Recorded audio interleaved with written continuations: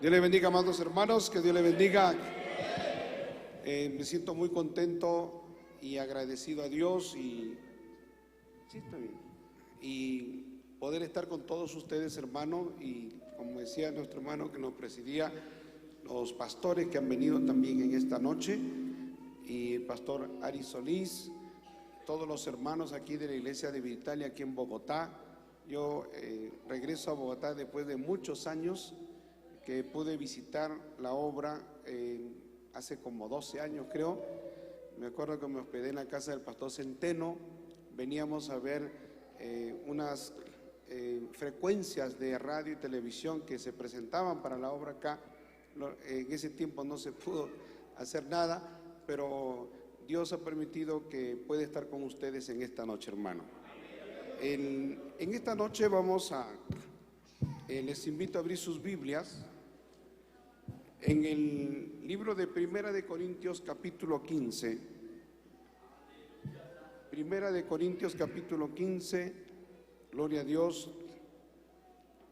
el verso 51 y 52.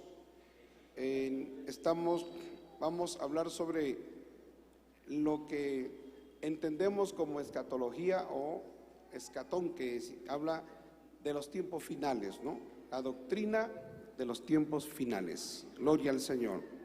Que en realidad es una doctrina y es una parte de la Biblia, una enseñanza bíblica muy hermosa, hermano. Creo que podemos decir que la iglesia pentecostal lleva la delantera, y Dios ha permitido a la iglesia pentecostal tener un buen avance en lo que era la enseñanza de los tiempos finales, porque la mayoría de teólogos bautistas, que hay teólogos muy buenos, ellos abordaron otros temas que eran muy buenos también, que son importantes, pero la iglesia pentecostal se caracterizó por hablar de los tiempos finales, porque creo, hermano, que la obra del Espíritu Santo en nosotros nos lleva a eso, ¿no? A saber, gloria a Dios, entender, comprender todo lo que viene, porque todo lo que viene, todo lo que va a suceder, gracias a Dios, ya Dios nos ha marcado el paso, y Dios con lujo de detalles, a través de la palabra de Dios, nosotros tenemos un panorama gigante acerca de los acontecimientos que están por venir. Bendito sea el Señor. Eso es algo muy hermoso, y yo creo que en medio de una sociedad en donde hay tantos problemas, crisis y tantos fenómenos atmosféricos, la gente siempre habla de los tiempos del fin, las personas siempre andan preocupadas, pero cuando la iglesia tiene una respuesta, cuando la iglesia conoce, entiende a través de la palabra de Dios, eso, hermano, es muy bueno, muy importante, porque las personas están demandando razón de la esperanza que hay en nosotros, ¿no? Y la Biblia dice que hay que responder con mansedumbre y con reverencia. O sea, nosotros, dicho sea de paso, no estamos para contender, sino estamos para enseñar, para predicar y hablar la palabra de Dios, ¿no? Yo nunca me preparé para contender o para contiendas o debates, porque en algunas iglesias hay grupos religiosos que se preparan para debatir, para contender, y yo creo que en nosotros no debe haber ese espíritu de contienda ni de debate, ¿no? Ni de decir que somos superiores a otro o podemos humillar a otra persona. Yo creo que no, hermano. Yo creo que el Espíritu Santo de Dios nos lleva a que la verdad se abra paso a través del testimonio del Espíritu Santo. Y si usted conoce la palabra, y si usted conoce todo lo que se viene, entonces usted va a estar preparado para poder explicar con mansedumbre y con reverencia también, ¿no? Entonces, en Primera de Corintios capítulo 15, el verso 51 y 52. ¿Lo tienen, hermano? Voy a leer la palabra de Dios con la bendición del Padre, del Hijo y del Espíritu Santo. Dice así la palabra de Dios: he aquí os digo un misterio, no todos dormiremos, pero todos seremos transformados. En un momento, en un abrir y cerrar de ojos, a la final trompeta, porque se tocará la trompeta y los muertos serán resucitados incorruptibles y nosotros seremos transformados. Vamos a orar. Padre celestial, Dios eterno, Dios todopoderoso, te damos gracias, Señor, porque tú nos permites en esta noche poder, Señor, hablar tu palabra.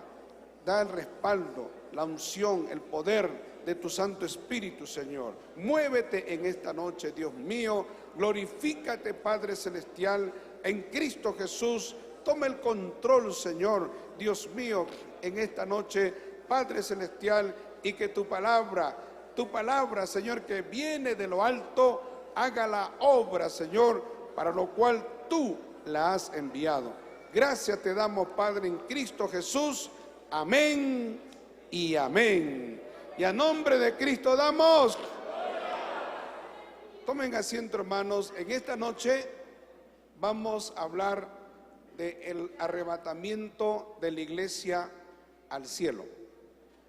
Y yo les quiero decir, a manera de introducción, yo estuve congregando en una iglesia evangélica desde el año 77, gloria a Dios, 77, 78, yo era un adolescente y estuve asistiendo a una iglesia evangélica ahí en el Perú. Y estuve congregando más o menos como unos 4 años, pero durante todo ese tiempo yo no había tenido una experiencia con Dios. O sea, durante todo ese tiempo que yo iba a la iglesia tenía un himnario, asistía a los cultos, pero yo no había tenido una experiencia con Dios. O sea, yo no era un verdadero cristiano. Y ¿cómo uno puede medirse a sí mismo y cómo uno puede entender si es cristiano o no? Bueno, sencillamente no era cristiano, hermano, porque cometía pecados. O sea, yo vivía en el pecado y era un hipócrita. Iba a la iglesia, cantaba himnos, pero mi vida no había sido cambiada. Estaba en fornicación, hablaba malas palabras, mentía, engañaba. O sea, yo era un mundano dentro de la iglesia. Y en medio de esa vida religiosa en la que yo vivía, pues Dios trató con mi vida, ¿no? Dios me salvó estando en esa iglesia, tuve una experiencia con Dios y hasta el día de hoy, mire, han pasado muchísimos años, hermano, y sigo firme y fiel y sigo en los caminos del Señor. Pero quiero decirle que en esa iglesia, en donde estaba, que era una iglesia de corte tipo bautista, no era bautista, pero habían profesores de teología y habían hermanos que habían llegado de otros países, habían llegado de Suiza, de Inglaterra, de Alemania, y venían al seminario teológico que ahí se desarrollaba, eran profesores. Yo me hice muy amigo de ellos, estuve en el seminario teológico, inclusive estábamos indagando acerca de varios temas que a mí me interesaban conocer en la palabra de Dios. Pero uno de los temas que era para mí más difícil de entender era lo que tenía que ver con los tiempos finales, hermano. Yo hubiera podido traer una diapositiva, hubiera podido traer toda una forma de enseñar, porque yo he enseñado en el Instituto Bíblico en Perú, en la Academia Bíblica, durante 24 años, pero voy a hacerlo de manera tipo prédica y enseñanza, ¿no? Porque ya ustedes igual lo van a entender, hermano, ¿no? Alabado sea el Señor. Pero quiero decirle que una de las cosas que para mí había un enredo en la cabeza y había una confusión en mi cabeza, era porque cuando hablábamos de los tiempos finales, de la escatología, era algo que me afligía y en realidad yo no lo podía entender. Entonces ellos me recomendaron muchos libros y compraba los libros. En ese tiempo conseguir libros era muy difícil, pero tenía amigos que viajaban a diferentes países y les daba el dinero para que me consigan los libros. Y empecé a leer, pero una de las cosas que había en esa iglesia era que cada vez que había un predicador y tocaba, por ejemplo, acerca del milenio, acerca del rapto de la iglesia o la segunda venida de Cristo, que todo tiene que ver con los tiempos finales, gloria a Dios, o el estado eterno también, ¿no? Cada vez que se tocaba ese tema, hermano, cada uno tenía un matiz diferente. O sea, cada uno tenía una posición diferente. Y eso me confundía. O sea, cada uno pensaba según su propio criterio. No había una unidad de pensamiento. Y cuando no hay una unidad de pensamiento, no hay una forma en que pueda engranar una doctrina con otra, eso lleva a la confusión. Y eso lleva a que usted nunca lo va a entender. Para mí, me acuerdo que cuando hablamos de la doctrina de la soteriología, de lo que eran las doctrinas de la salvación, ¿no? De la salvación, entonces yo lo podía entender, la salvación que era por fe, por gracia, cómo Dios había utilizado pues a Lutero, gloria a Dios, y yo lo pude entender, todo eso yo lo podía entender. Cuando llegaba a la escatología, entonces yo decía, esto para mí es muy confuso, bendito sea el Señor. Y así estuve por varios años, hermano.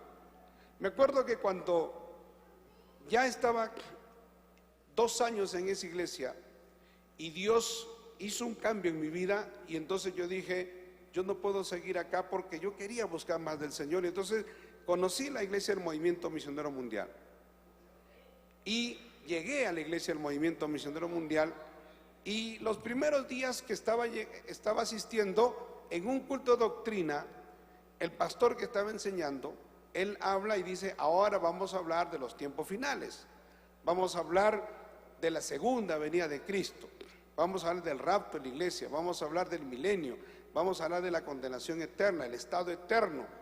Y entonces él dijo, y cuando termine esto, que será en 3 o 4 lecciones, usted lo va a entender. Para mí, dentro de mí yo dije, este pastor se está ufanando, porque no creo que lo podamos entender, porque yo llevo tiempo y no lo entiendo. Pero asistí a la doctrina, a los cultos de doctrina, y lo pude entender como un niño, hermano. Cuando terminaron todos esos días de doctrina, para mí era como que se me habían abierto los ojos y lo entendí, pero era tan sencillo, gloria a Dios, que hasta el día de hoy lo tengo claro. O sea, no tengo ninguna duda, no tengo que añadirle ni quitarle nada, porque eso es muy claro, hermano, muy transparente. Bendito sea el Señor. Y a partir de ese momento, pues tuve el entendimiento total, gloria a Dios, y lo he enseñado durante muchos años. Y una de las cosas que yo le puedo decir es que en esta obra, y también allá, gloria a Dios, en las iglesias pentecostales, al menos en el Perú, no sé si es acá, pero todo lo que tiene que ver con la escatología o los eventos finales, casi es lo mismo, hermano, gracias a Dios.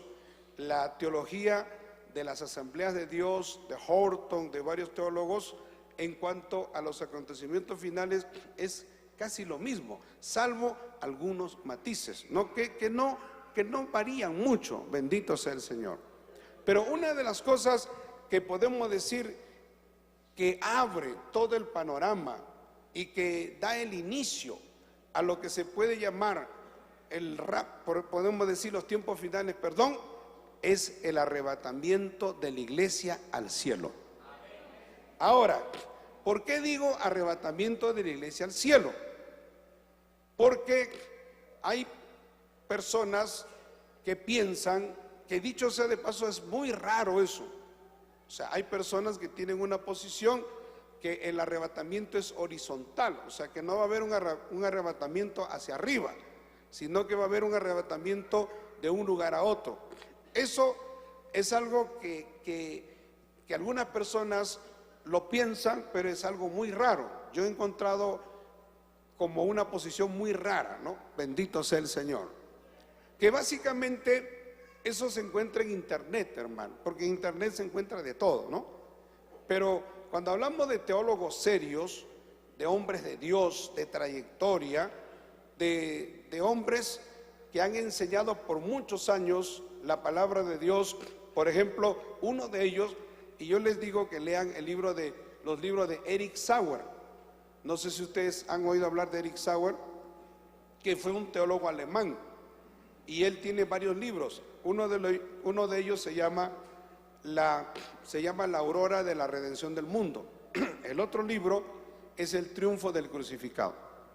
Y el tercer libro es De eternidad a eternidad, ¿no? Él es uno de los que habla y enseña muy bien. Él ya murió, pero aún el hermano Ortiz citaba la teología de Eric Sauer.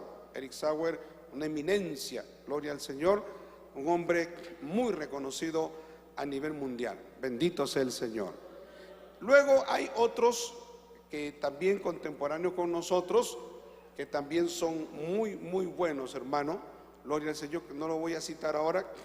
Pero cuando hablamos del arrebatamiento de la iglesia, entonces, para mí, yo hace unos meses nada más escuché una posición como que era horizontal, como que alguien pensaba, o sea, para mí fue algo nuevo, pero me pareció algo excéntrico, me pareció algo que era totalmente jalado de los pelos, o sea, algo que no era bíblico, bendito sea el Señor, porque siempre nosotros entendemos que Dios nos va a llevar a sus moradas, y sus moradas están arriba en el cielo.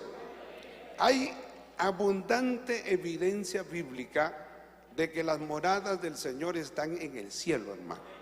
Alabado sea el Señor. No en la atmósfera, ¿no? Cuando hablamos de cielo, también la Biblia habla de 3 cielos, y lo dice el apóstol Pablo, cuando dice que él tuvo una experiencia y que él fue arrebatado o fue llevado al 3er cielo. Y nosotros podemos entender pues que el cielo, hay el cielo atmosférico, el cielo que envuelve la tierra o la atmósfera con todas sus capas. Luego viene el cielo de los planetas, de las galaxias, ¿no? Y entiendo que el 3er cielo es el cielo de Dios. Ahora, si usted me diría a mí dónde está el cielo de Dios, eso yo no se lo puedo decir, hermano. El cielo de Dios está en un lugar muy lejano, bendito sea el Señor, pero ese es el trono de Dios.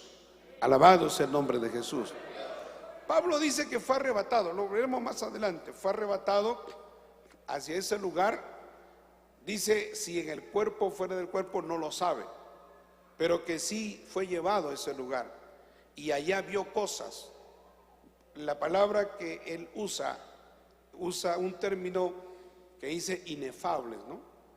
La palabra inefables quiere decir algo que el lenguaje humano no alcanza, o sea, no hay un parangón, no hay un paralelo para poder Dios describir o él describir lo que había visto arriba en el cielo, porque más o menos uno podría describir, por ejemplo, si nosotros hablamos de los profetas del Antiguo Testamento, si hubieran visualizado un avión, por ejemplo, ellos podrían decir, veo como una paloma gigante, ¿no? Entonces es algo más o menos parecido.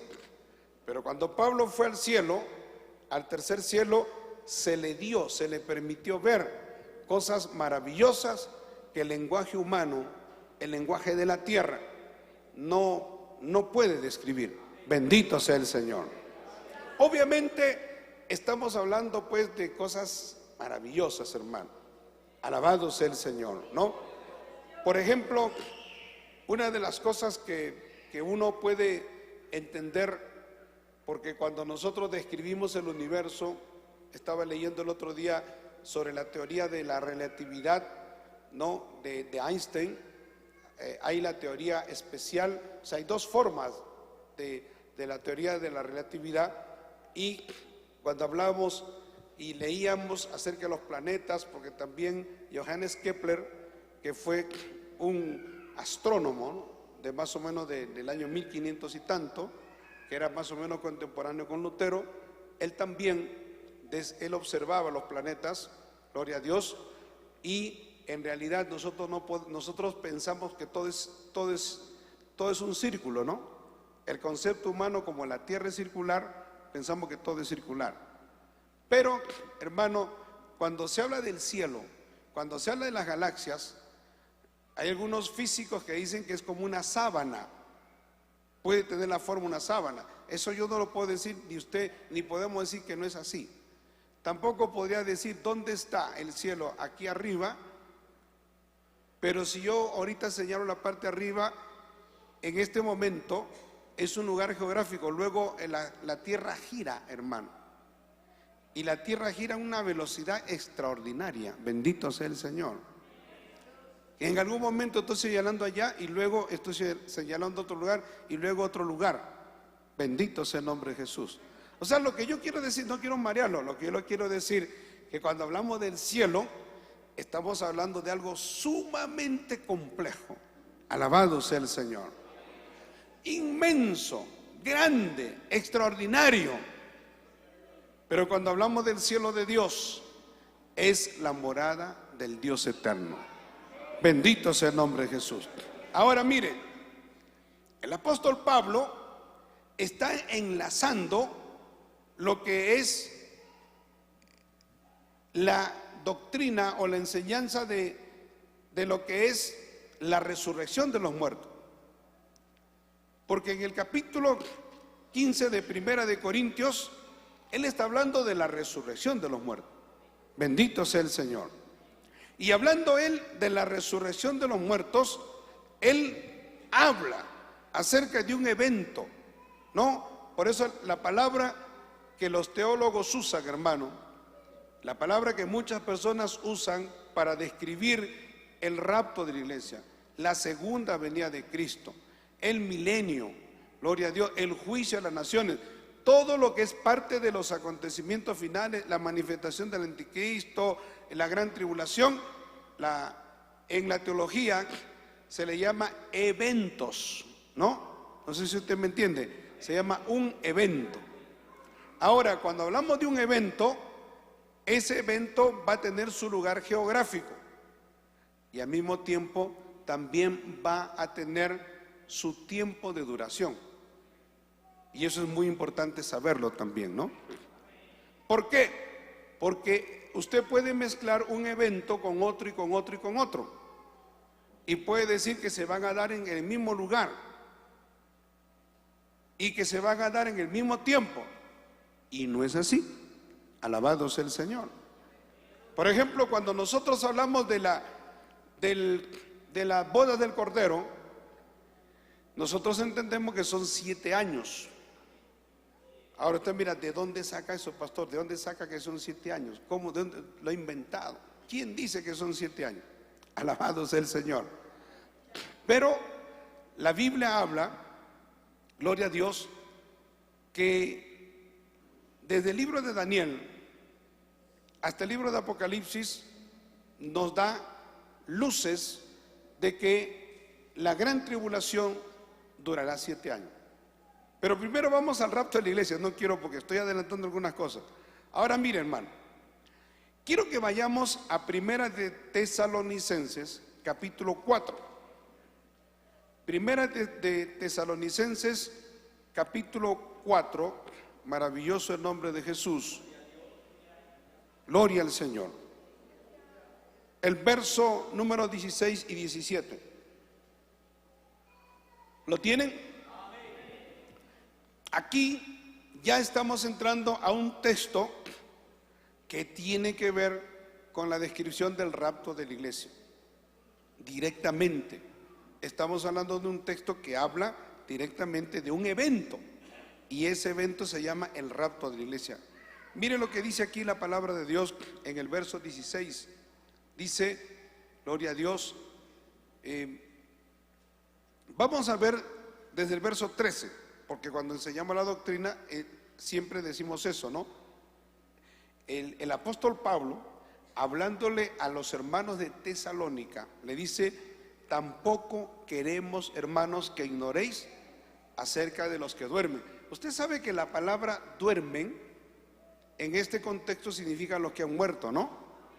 Aquí la palabra los que duermen es los que han muerto. Y el apóstol Pablo le está hablando a los hermanos de la iglesia en Tesalónica y le dice: ustedes, hermanos, tienen que saber, gloria a Dios, ustedes no deben ignorar que los que duermen ¿Dónde están? ¿Qué es lo que pasó con ellos? ¿Por qué? Porque si no, ustedes van a sentirse tristes, van a sentirse desalentados, desanimados, como los otros que no tienen esperanza. Pero nosotros sí tenemos esperanza.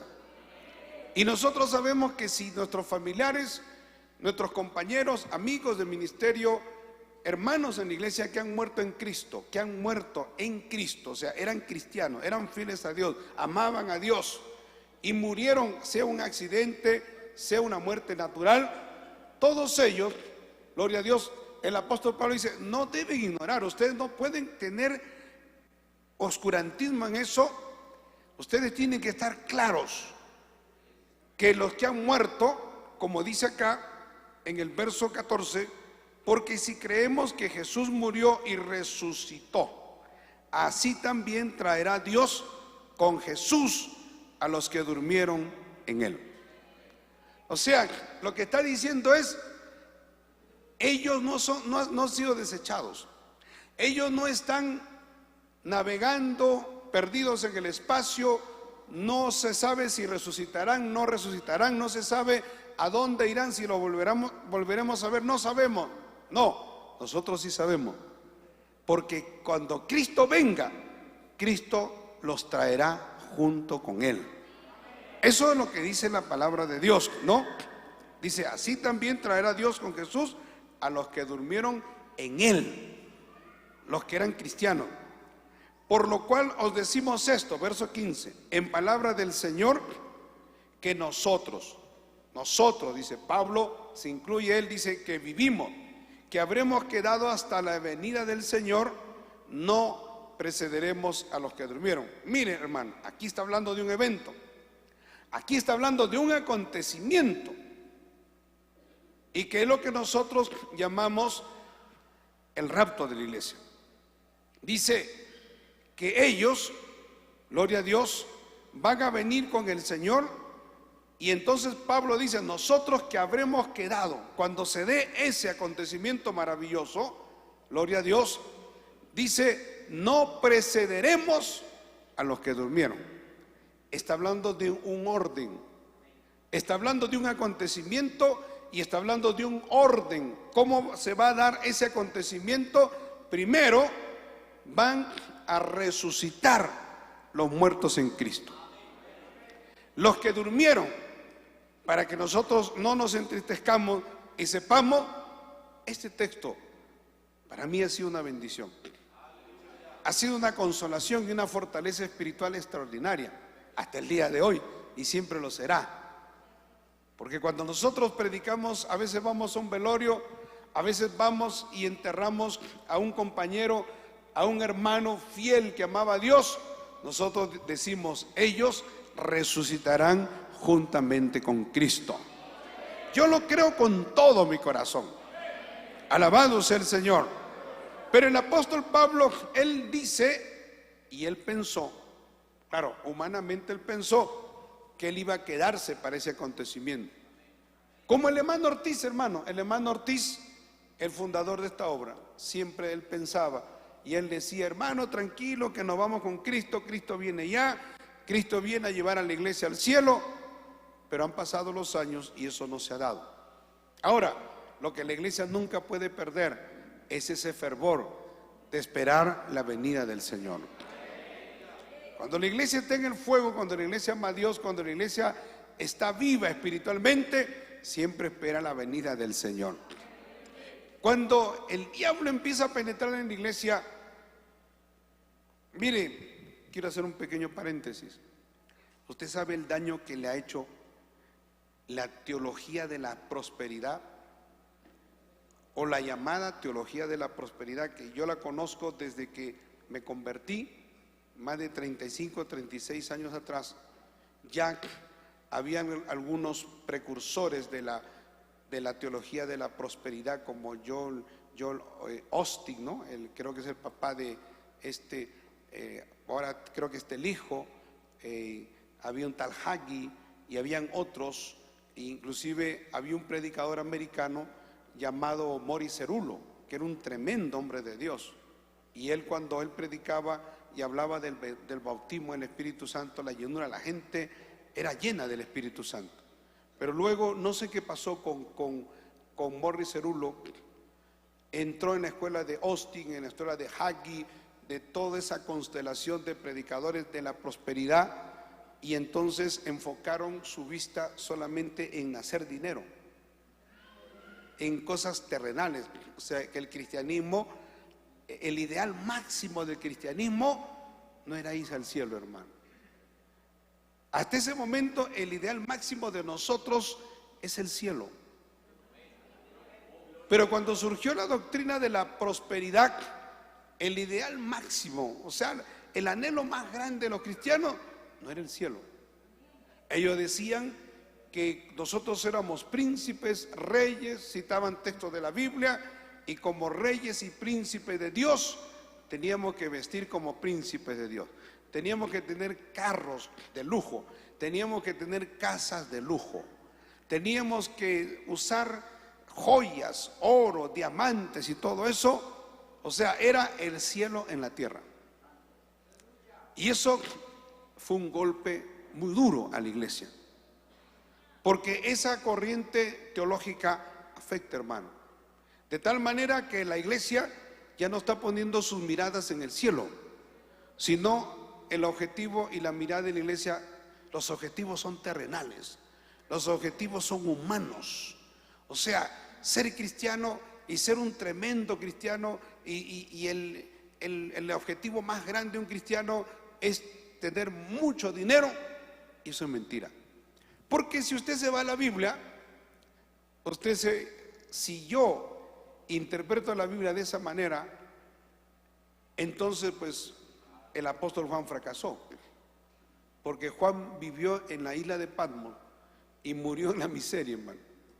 Igualmente Pablo, igualmente Pedro, gloria a Dios. O sea, los apóstoles fueron perseguidos, gloria al Señor. No tenían riquezas, bendito sea el nombre de Jesús, pero fueron tremendos hombres de Dios. Según la doctrina, según la teología de la prosperidad, yo me acuerdo que en una ocasión a uno de esos predicadores le dijeron: hermano, entonces cuando Pablo dice acá que él se goza en ayuno, en vigilia, en escasez, en necesidad, en hambruna, en todo eso, ¿qué pasó con Pablo? ¿Sabe lo que respondió uno de estos predicadores? No, es que a Pablo le faltó la fe, dice. Y eso es absurdo, pues, es inaceptable. Alabado sea el Señor. Lo que pasa, hermano, es que muchos evangélicos siguieron tras esa doctrina, siguieron tras esa corriente, porque era una corriente muy facilista. Era una corriente donde usted no tenía que estudiar la Biblia, interpretar la Biblia, no había que leer la Biblia, no había que estudiar, no había que meterse con todo, como nosotros tenemos que meternos a estudiar la palabra de Dios. Todo era fácil, todo era grabarse todas las promesas de la Biblia y decirlas, y ya todo como por arte de magia se iba a cumplir. Entonces, eso afectó a la iglesia. ¿Cómo afectó a la iglesia también en el año 325, cuando este emperador Constantino, él supuestamente había tenido una revelación de Dios, y él se le mostró, dice, una cruz y brillante, y se le dijo: en este signo vencerás. Y entonces él dijo que tenía que ser cristiano y empezó a apoyar a las iglesias. Hasta ese momento, hermano, los obispos eran perseguidos, los líderes de la iglesia, gloria a Dios, pasaban muchas necesidades, pero tenían la gloria de Dios, la visitación del Espíritu de Dios. Pero Constantino dijo: no, yo tengo que ayudarlos, yo tengo que darles buena ropa, tengo que citarlos, tengo que traerlos a comer a palacio. Y cuenta la historia que los grandes hombres de Dios empezaron a asistir a palacio, a las grandes comelonas de Constantino.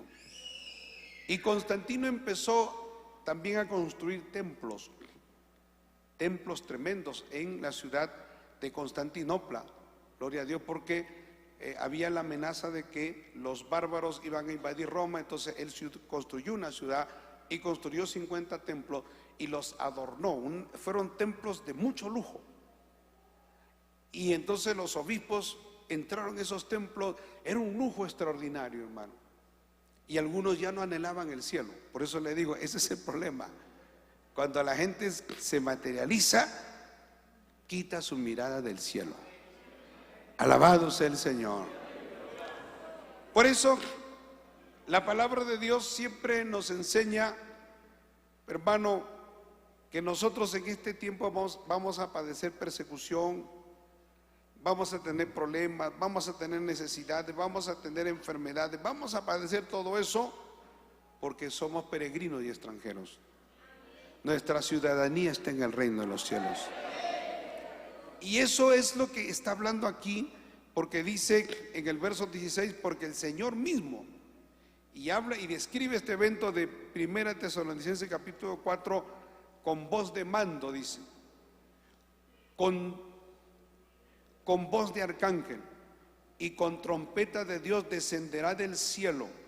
Mire, dice que el Señor descenderá del cielo y los muertos en Cristo resucitarán primero. Ese es el acontecimiento y ahí están los eventos, ¿no? Viene el Señor en las nubes, los muertos en Cristo resucitarán primero. Una cosa que quería decirle, siempre yo he ido a debatir o a enseñar, no a debatir, enseñar a universidades, en Lima, en Perú, muchas universidades, institutos seculares, porque los hermanos nos invitaban, y hay gente que se burlaba, especialmente los comunistas, los materialistas, y nos decían, ¿eso cómo va a haber una resurrección? O sea, ellos me ponían un ejemplo y decían, ¿no?, que si una persona ha muerto y fue sepultada en un lugar, por ejemplo, pero luego sus restos se han deshecho, y a veces hay inundaciones que arrasan con cementerios. Entonces me decía un ateo, los brazos van para allá, los huesos de la cabeza van para allá, los huesos de los pies van para otro lado. Al final, ¿cómo Dios va a juntar todo eso? Yo decía, mire, bueno, yo no sé cómo lo va a hacer, pero si dice la Biblia que Dios lo va a hacer, Dios lo va a hacer. Yo lo creo. Alabado sea el Señor. Hasta ahí solo actuaba la fe. Pero ahora con el ADN, usted sabe lo que es el ADN, ¿no? El ADN es el código genético.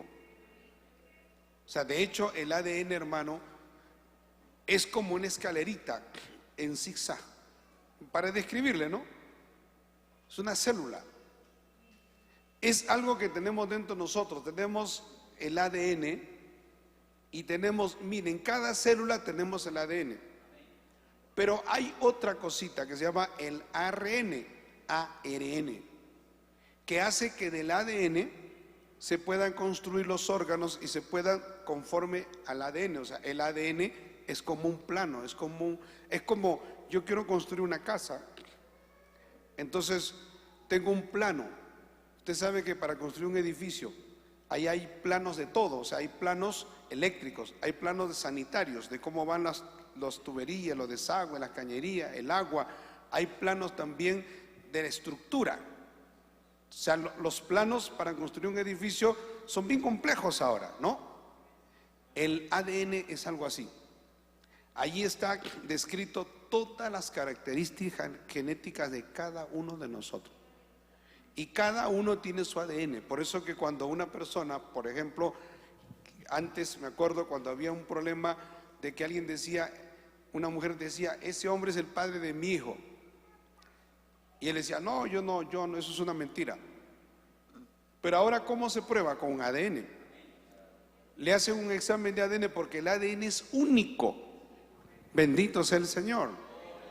Y en el ADN, hermano, hay millones y millones de características suyas y mías que están ahí. Entonces, lo que yo le quiero decir, que Dios ya no necesita para poder reconstruirlo a usted.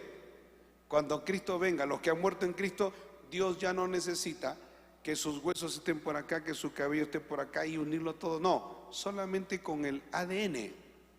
Con eso, gloria a Dios, reconstruye, resucita a una persona. Alabado sea el Señor.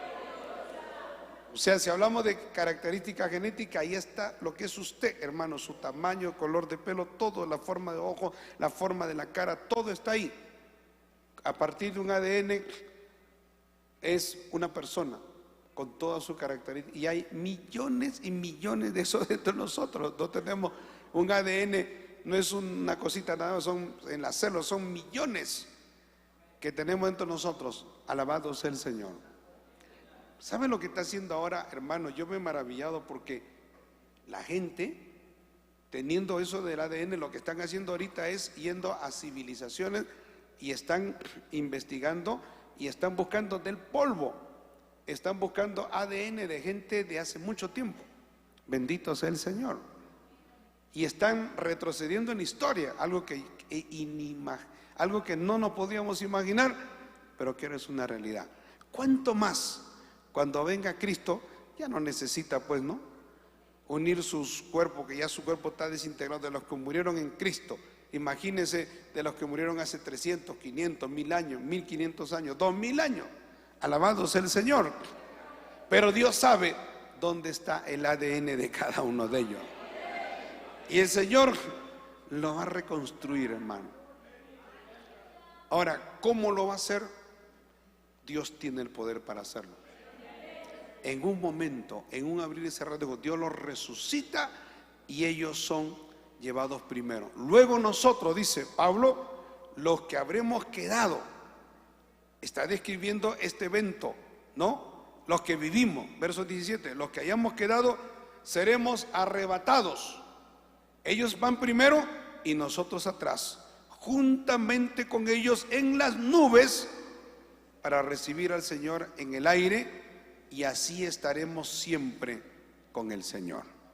Alabado sea el Señor. Ahora, quiero, hermano, vamos a ver 5 aspectos de la resurrección y el rapto. Pero quiero darles un adelanto de lo que vamos a hablar mañana. Esto es importante, porque hay quienes se confunden con esto. Si nosotros nos vamos a 2 de Tesalonicenses, capítulo 2,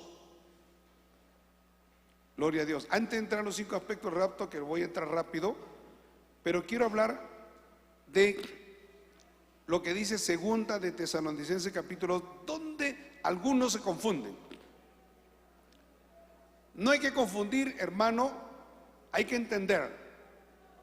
Cuando uno entiende la escatología, entiende los tiempos del fin, uno puede separar o entender que la segunda venida de Cristo tiene 2 etapas.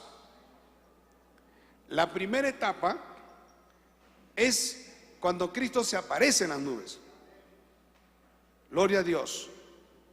¿No? Que es la epifanía y la parusía. Son 2 palabras en griego que son uno para describir cuando el Señor viene en las nubes y otro cuando el Señor posa sobre la tierra. Cuando en 1 de Tesalonicenses 4 estamos hablando cuando el Señor viene en las nubes por su iglesia, y primero se lleva a los muertos en Cristo, luego los que estemos vivos, los que habremos quedado, el Señor nos llevará para que estemos siempre con Él. Ahora,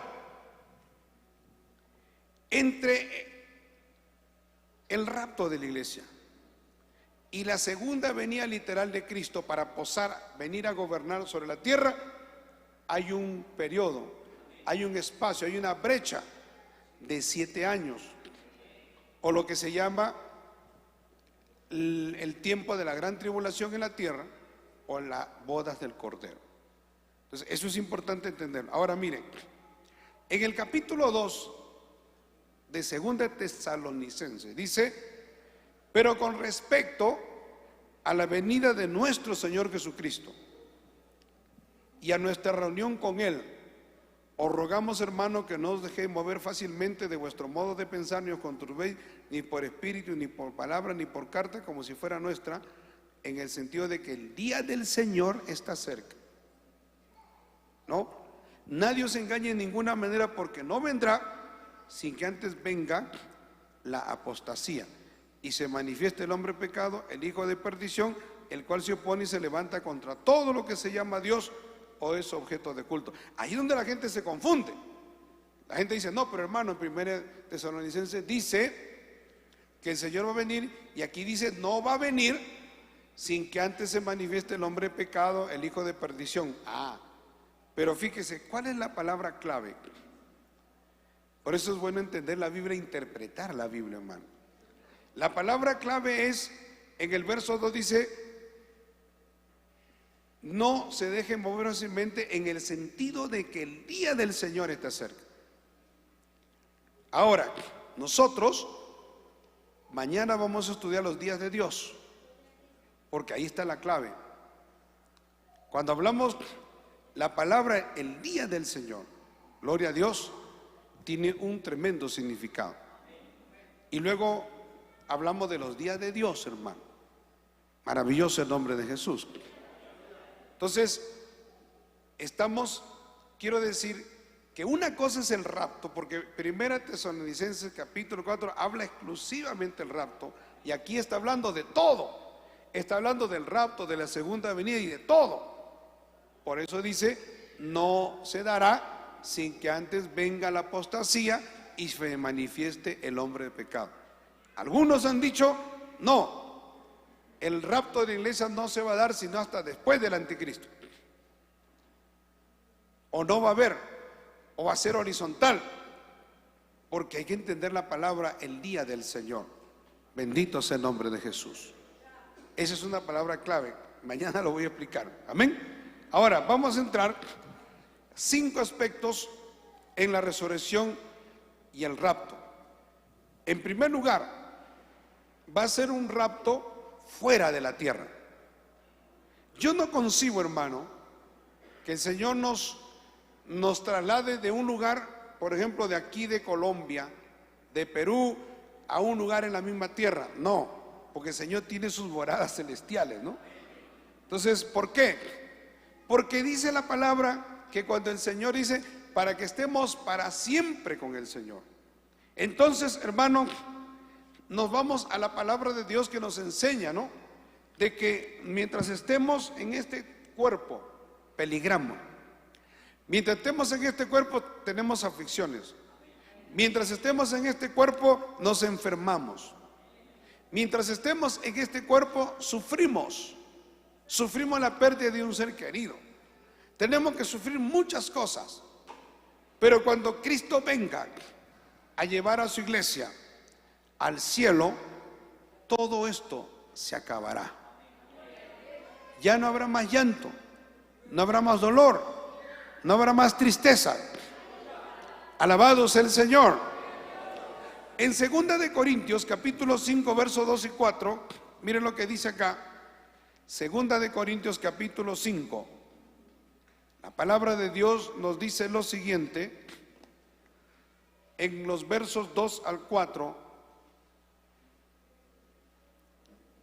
Quiero que veamos el verso 1. Mire qué tremendo. El apóstol Pablo, guiado por el Espíritu Santo, dice: porque sabemos que si nuestra morada terrestre, este tabernáculo, se deshiciere. ¿Cuál es la morada terrestre? ¿Qué entiende usted por morada terrestre? No, si nuestra morada, este tabernáculo, su cuerpo, se deshiciere, tenemos de Dios un edificio, una casa no hecha de manos, eterna en los cielos. ¿Se acuerda cuando Cristo le dice a sus discípulos: me voy pues a preparar morada para vosotros, para que donde yo esté, vosotros también estéis? Ahora, está hablando aquí el tabernáculo en el contexto, está hablando del cuerpo, tabernáculo, tienda, está hablando de nuestro cuerpo, hermano. Si este cuerpo se deshiciere, tenemos de Dios un edificio, una casa no hecha de manos, eterna en los cielos. O sea, tenemos un cuerpo espiritual preparado para cada uno de nosotros. Eso es revestido. Cuando nosotros seamos llevados al cielo, tenemos que ser revestidos, transformados.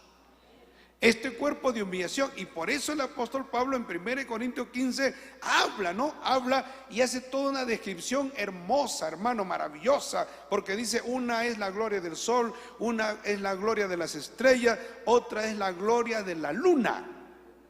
Estamos hablando de astros celestes, pero cada uno tiene su resplandor, cada uno tiene su gloria. Bendito sea el Señor.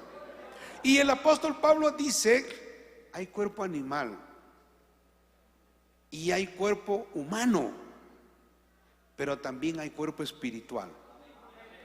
Alabado sea el Señor. Dice: tal el cuerpo animal como Adán y Eva, nosotros llevamos y heredamos el cuerpo humano, carne y hueso. Pero el segundo Adán es Jesucristo y Él tiene cuerpo espiritual.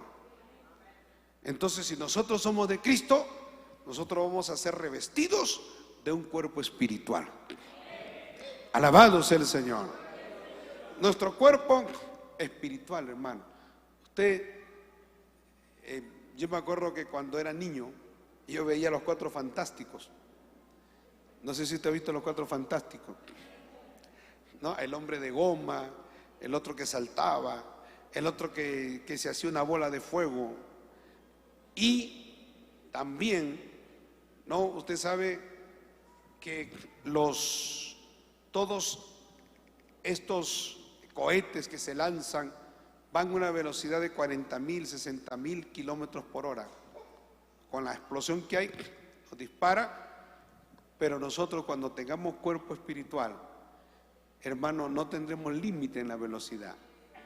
Alabado sea el Señor. El cuerpo espiritual atraviesa paredes, ¿no? Los ángeles, por ejemplo, atraviesan. El ángel, ¿usted cree que los ángeles van a venir acá y van a tocar la puerta? Hermano, déjenme entrar al culto. No, los ángeles atraviesan paredes porque su naturaleza espiritual está diseñada de tal manera que ellos atraviesan paredes. Y ellos viajan, hermano, se trasladan, no necesitan un cohete, no necesitan nada de eso, porque su cuerpo es espiritual. Ellos no tienen frío, no tienen calor, ellos no tienen hambre. Bendito sea el Señor. Ahora, algunos se planteaban y decían: pero ¿cómo va a haber bodas del Cordero si nosotros seremos transformados? Claro, usted puede comer. Cuando Cristo, gloria a Dios, estuvo y se manifestó a los discípulos, gloria a Dios, Él comió pescado. Los ángeles pueden comer, como que no pueden comer, o sea, no lo necesitan, pero pueden hacerlo. Bendito sea el Señor, porque su cuerpo es un cuerpo espiritual. Alabado sea el Señor. Y eso es lo que dice el apóstol Pablo acá. Si nuestro cuerpo se deshiciere, no importa, hermano. Si nosotros tenemos que morir mañana, pasado, no importa. Nosotros tenemos de parte de Dios una casa no hecha de manos, eterna en los cielos. Y el contexto en el verso 2 dice: y por esto también gemimos, ¿no? Nosotros gemimos deseando ser revestidos de nuestra habitación celestial. ¿Cuál es su habitación celestial? Nuestro cuerpo espiritual. Dice, verso 3: pues así seremos hallados vestidos y no desnudos, porque asimismo lo que estamos en este tabernáculo gemimos con angustia, ¿no? Porque no quisiéramos ser desnudados, sino revestidos. ¿Para qué? Para que lo mortal sea absorbido por la vida o por la eternidad, ¿no? Es, hermano, algo tan maravilloso, porque es una transición. A mí me maravilla los eventos finales y lo que tiene que ver con la escatología, porque es un periodo de transición de lo que es mortal, de lo que es temporal, hacia lo eterno, hermano. Alabado sea el Señor. Van a hacerse una serie de eventos y luego entramos a la eternidad. Y esa es la eternidad que es para siempre, ¿no? Gloria al Señor. Por eso dice que lo mortal es absorbido por la vida. Alabado sea el Señor. Y como cuando Pablo dice, ¿no? ¿Y dónde está, oh sepulcro, tu victoria? ¿Dónde está, oh muerte, tu aguijón? ¿Dónde, oh sepulcro, tu victoria? Alabado sea el Señor. La resurrección de Cristo, hermano, eso es algo maravilloso, porque eso tiene que ver también con esto, ¿no?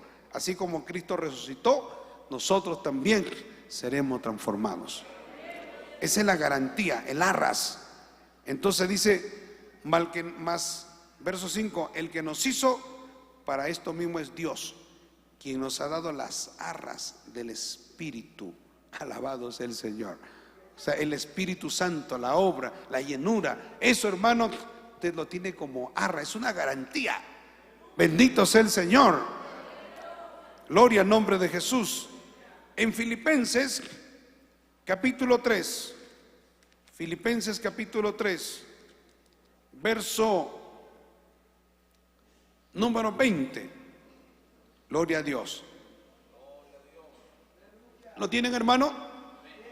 Mira lo que dice, 20 y 21. Dice, mas nuestra ciudadanía está en los cielos. Por eso le digo, hermano, ¿el rapto hacia dónde es? A los cielos. Acá dice, ¿dónde está nuestra ciudadanía? ¿Dónde está nuestra ciudad? Nuestra habitación eterna, celestial, en los cielos. No está en el Medio Oriente. No está, gloria, en Dubái. No está en Estados Unidos ni en Europa. Nuestra ciudadanía está en los cielos. Eso lo dice la palabra de Dios. Gloria a Dios, dice, nuestra ciudadanía está en los cielos, de donde también esperamos al Salvador, al Señor Jesucristo. ¿El de dónde viene? Del cielo. El cual, verso 21, transformará el cuerpo de la humillación nuestra para que sea semejante al cuerpo de la gloria suya, por el poder con el cual puede también sujetar a sí mismo todas las cosas. Alabado sea el Señor.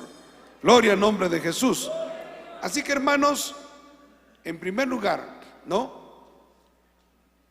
Vamos a ser arrebatados, vamos a ser llevados, gloria a Dios, hacia los cielos. En segundo lugar, gloria a Dios, ¿no? Vamos a ver otra cosa que vamos a tener, dentro de la parte 1, es que vamos a ser librados de toda persecución y opresión de los enemigos, de lo que se llaman las tribulaciones, ¿no? Porque hay tribulaciones. Seremos, otra cosa que también va a suceder cuando seamos llevados al cielo, hermano, seremos librados de la presencia del pecado y de la muerte. Gloria al Señor, ¿no? Porque cuando usted esté en el cielo, ya está seguro, ya no hay posibilidad de pecar. Gloria a Dios. Por eso, aguante un poco más, resiste, hermano. Resista, gloria a Dios. En Romanos capítulo 6, verso 6, mire lo que dice Romanos capítulo 6, verso 6. La palabra de Dios dice lo siguiente. ¿Lo tienen? El apóstol Pablo, guiado por el Espíritu Santo, dice, sabiendo esto, que nuestro viejo hombre fue crucificado juntamente con él, para que el cuerpo del pecado sea destruido, a fin de que no sirvamos más al pecado. Porque el que ha muerto ha sido justificado del pecado. Y si morimos con Cristo, creemos que también viviremos con él. O sea, usted sabe, entiende la palabra viejo hombre. Viejo hombre es toda nuestra naturaleza pecaminosa, pues, ¿no? O sea, nuestro hombre viciado, el hombre adúltero, el hombre mentiroso, el hombre, gloria a Dios, pervertido, vicioso, borracho, corrompido. Ese es nuestro viejo hombre. Pero nuestro viejo hombre tiene que haber muerto, hermano. Si usted es cristiano, el viejo hombre ya murió. Gloria a Dios. por la obra del Espíritu Santo. Si aquí ha muerto, ¿cuánto más en el cielo? Cuando estemos en el cielo, ya no va a haber ninguna posibilidad de pecar. Maravilloso el Señor. Quiero decirle algo. Una vez he escuchado una prédica. Usted sabe que cuando Luzbel se reveló en el cielo, porque la Biblia dice que se reveló, ¿no? Él dice en Ezequiel 28, en Isaías 14, habla de que quiso subir al trono, al monte y ser como Dios, ¿no? Y también, si usted analiza, usted sabe que él estando en el cielo, él no tenía ninguna posibilidad de cometer adulterio, porque el diablo no es un hombre. O sea, los ángeles no tienen sexo. Entonces los ángeles no tienen posibilidad de cometer adulterio, fornicación, nada de eso, hermano. O sea, sus pecados se reducen a cosas mínimas. ¿Cuál era la posibilidad de pecar del diablo? Ni el robo, porque lo tenía todo. Gloria a Dios. ¿Cuál era la posibilidad de pecar el diablo? Era rebelarse contra Dios, el orgullo.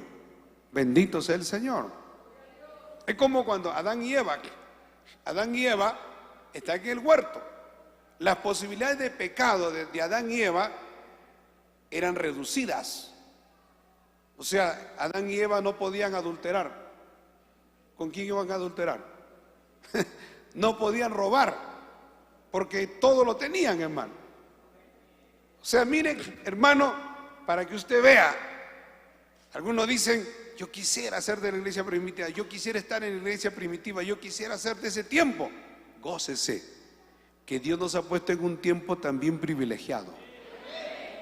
Porque estando en este tiempo, hermano, nosotros somos espectáculo a los ángeles en el cielo. Porque nosotros, gloria a Dios, tenemos más cosas, más ofertas del diablo. Las posibilidades de pecar son mayores, pero la ayuda del Espíritu Santo es mayor también. Alabado sea el Señor. Gloria a Dios. Entonces, cuando seamos llevados, cuando estemos en el cielo, qué lindo, hermano. Ya no habrá posibilidad de pecar. Usted pasó la prueba y estaremos para siempre con el Señor. La posibilidad de pecar, gloria a Dios, no que usted se puede descuidar y el diablo lo puede envolver y puede pecar y cae de la gracia. Pero cuando estemos en el cielo, estamos seguros, hermano. Alabado sea el Señor.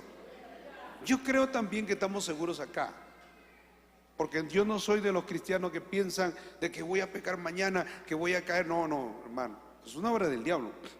Uno tiene que saber que cuando Dios está con nosotros, no hay posibilidad de pecar. El pecado empieza a envolverlo a usted cuando usted se descuida.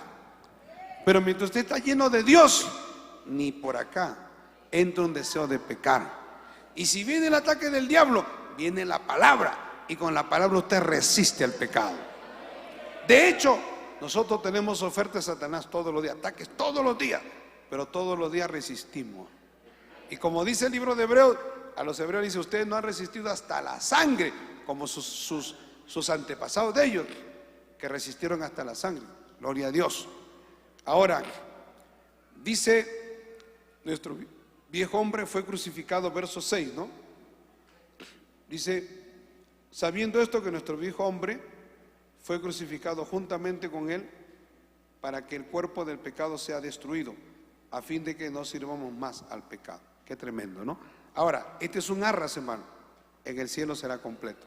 Amén. Luego, en el capítulo 7, el verso 24, esto también es interesante, porque dice el verso 21, el apóstol Pablo como hombre, dice, así que queriendo yo hacer el bien, hallo esta ley, que el mal esté en mí. Porque según el hombre interior me deleito en la ley de Dios, en la palabra. Usted lee la Biblia, lee la palabra, se deleita, se goza, quiero ser fiel, quiero agradar a Dios. Pero veo otra ley en mis miembros, que se revela contra la ley de mi mente y que me lleva cautivo a la ley del pecado que está en mis miembros. Miserable de mí, ¿quién me librará de este cuerpo de muerte? Gracias doy a Dios por Jesucristo Señor nuestro, así que yo mismo con la mente sirvo a la ley de Dios, más con la carne a la ley del pecado. ¿Qué es lo que está diciendo Pablo acá? Que mientras estemos en el cuerpo siempre va a haber una batalla. Gloria a Dios. Y eso es para que usted aprenda a depender siempre de Dios. Porque nadie puede decir, hermano, ya lo logré. Estoy en una estatura espiritual que yo no puedo caer. Estoy en una estatura espiritual que yo no puedo pecar. No, hermano. Mientras estemos en este cuerpo, peligramos. Así que hay que estar humillados. Alabado sea el Señor. Por eso hay que ayunar, hay que leer la Biblia, hay que pagar el precio, hay que buscar a Dios. Estamos en una generación que no quiere pagar el precio. Estamos en una generación que ya quiere la recompensa. No, hermano, pague el precio, humíllese, busque a Dios, levántese de madrugada. Hay que, gloria a Dios, vencer el sueño, hay que ir contra eso. Eso nos mantendrá alerta, nos mantendrá fuertes. Pero si usted dice, no, ya lo logré, ya tengo bendición suficiente con lo que tengo, voy a la iglesia de vez en cuando, leo la Biblia de vez en cuando. No, hermano, mientras estemos en este cuerpo peligramos. Por eso eso es lo que dice Pablo, ¿no? Miserable de mí, ¿quién me librará? Porque él ve una batalla. Él interiormente quiere agradar a Dios. Pero nosotros como seres humanos sabemos que hay una ley, nuestra naturaleza humana, que se inclina al pecado. ¿Cómo la doblegamos, hermano? A través de la obra del Espíritu Santo, a través de la palabra de Dios. Pero hay que orar, hay que ayunar, hay que buscar a Dios. Eso no es fácil, gloria al Señor. Hay que pelear batalla. Pero cuando estemos en el cielo, todo esto se acabará. Gloria al Señor. Maravilloso el nombre de Jesús. Ya voy concluyendo.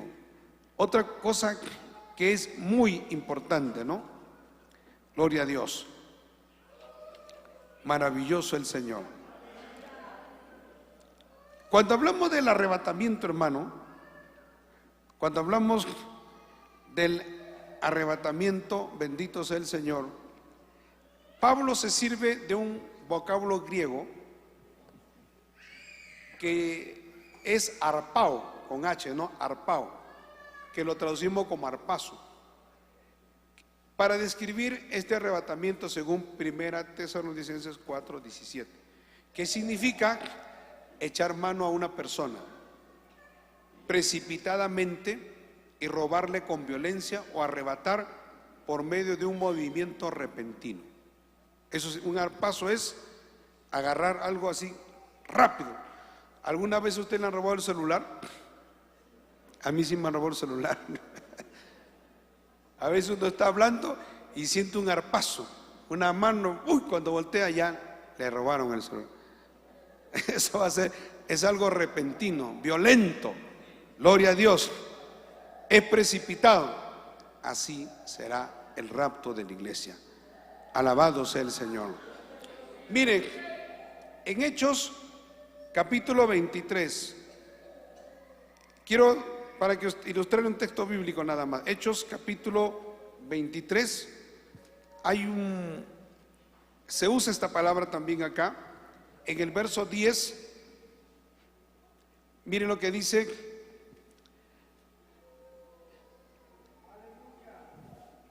Dice, está Pablo, hermano, en una discusión con los fariseos, los saduceos, y cuando Pablo, gloria a Dios, ve que hay saduceos y fariseos, y los fariseos creían en la resurrección, los saduceos no. Entonces Pablo dice, no, yo estoy hablando de la resurrección y por eso me están cuestionando. Entonces hay una guerra entre los saduceos y los fariseos. Bueno, dice la palabra en el verso de, y habiendo grande disensión, el tribuno, teniendo temor de que Pablo fuese despedazado por ellos, mandó que bajasen soldados y le arrebatasen.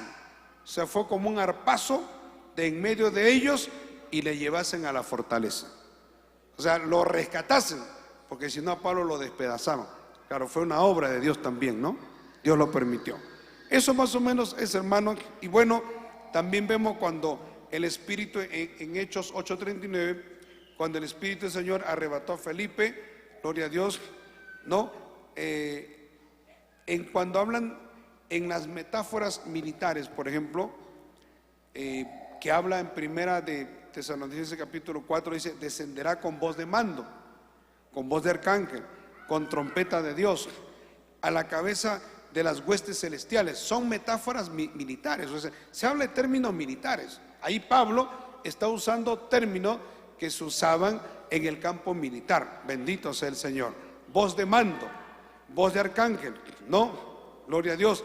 Trompeta de Dios a la cabeza de las huestes celestiales, ¿no? A fin de recoger a sus guerreros que han luchado en la tierra. O sea, el Señor viene a llevar a su pueblo al cielo. Alabado sea el Señor. Otra cosa, es un arrebatamiento de la tierra, pero como hemos visto, es hacia el cielo, ¿no? Eso ya lo hemos visto, gloria al Señor. Cuando el Señor Jesucristo dice, y si me fuere y os prepararé el lugar, vendré otra vez y os tomaré a mí mismo, según Juan capítulo 14, versos 2 y 3, para que donde yo estoy, vosotros también estéis. Alabado sea el Señor. Hermano, entonces, ¿qué razón tendría un rapto? Si nos va a llevar de acá a la China o a Rusia o a Estados Unidos, eso no tiene ningún sentido. El rapto es cuando Cristo dice, yo os tomaré a mí mismo, dice, gloria a Dios, dice, yo me voy a preparar un lugar en el cielo y vendré otra vez y os tomaré a mí mismo para que donde yo estoy, donde yo habito, vosotros también estéis. Alabado sea el Señor. Entonces, hermano, para ir cerrando esta parte, habrá un ascenso no de un solo Elías, no, y su gente de a caballo, no de un solo Enoc, porque según tenemos en la Biblia, tenemos el registro bíblico de que Elías fue llevado al cielo en un carro de fuego, y Enoc caminó con Dios y Dios se lo llevó porque se agradó. Pero en el rapto no será un Elías y un Enoc, serán millones de santos, hombres y mujeres, atraídos con gran poder, con el gran poder de Dios, quienes llenaremos las regiones celestiales y diremos aleluya para siempre. Gloria a Dios. Ahora, tercer lugar, me faltan dos, la transformación, de la que yo hablé también. En el aire se ha de producir un maravilloso cambio que transformará el cuerpo de la humillación nuestra, que hemos visto por la palabra, no, gloria a Dios, que será semejante al cuerpo de la gloria suya, en un abrir y cerrar de ojos. Esto corruptible se volverá incorruptible, esto mortal se volverá inmortal. Alabado sea el Señor. Gloria al nombre de Jesús. Como dice la palabra de Dios, 1 Corintios 15, 52, y los muertos serán resucitados incorruptibles y nosotros seremos transformados, ¿no? Maravilloso el Señor. También el verso 53 de 1 Corintios 15 dice, porque es necesario que esto corruptible se vista de incorrupción y esto mortal se vista de inmortalidad. La Biblia dice, carne ni sangre heredan el reino de los cielos. Por eso tenemos que ser transformados.